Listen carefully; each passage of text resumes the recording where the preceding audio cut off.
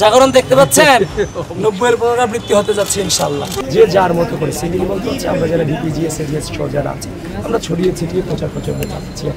ভাইয়ের জন্য দোয়া করতে করতে দুয়ার বান্ধা সম্পূর্ণ শেষ করে দিচ্ছি। এটা তো নির্দিষ্ট সময়ে নামানো হয়নি, এখনো পর্যন্ত বিভিন্ন জায়গায় ঝুলছে, এটা আমার চলতে আছে। নিজেদের মতো করে প্রচার প্রচারণা চালাচ্ছে। প্রচার প্রচারণাতে যে একটা আগে মানে হচ্ছে যে নিজের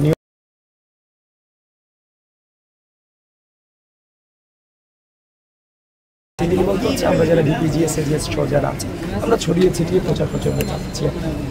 মোটামুটি পুরো কলাভবন অভিযোগ দিবেন আমরা শুনতে পেয়েছি কিসের যে আপনার আইএমএল, তারপর হচ্ছে যে আপনার আইআর বিজনেস অভিযোগ দেব কি সেটা ওইখানে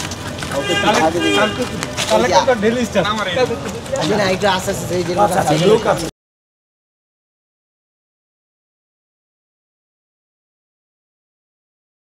এক্সট্রিম মশার কয়েল প্ল্যান্ট ফাইবার দিয়ে তৈরি, তাই সহজে ভাঙে না, সুগন্ধিযুক্ত ও নিরবিচ্ছিন্নভাবে জ্বলে। ডেঙ্গু, চিকুনগুনিয়া বাহি সহ যে কোনো মশার বিরুদ্ধে দেয় এক্সট্রিম সুরক্ষা।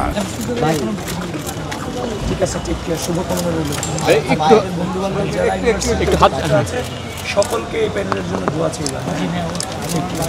থ্যাংক ইউ, অনেক ধন্যবাদ। আসসালামু আলাইকুম আবিদ ভাই।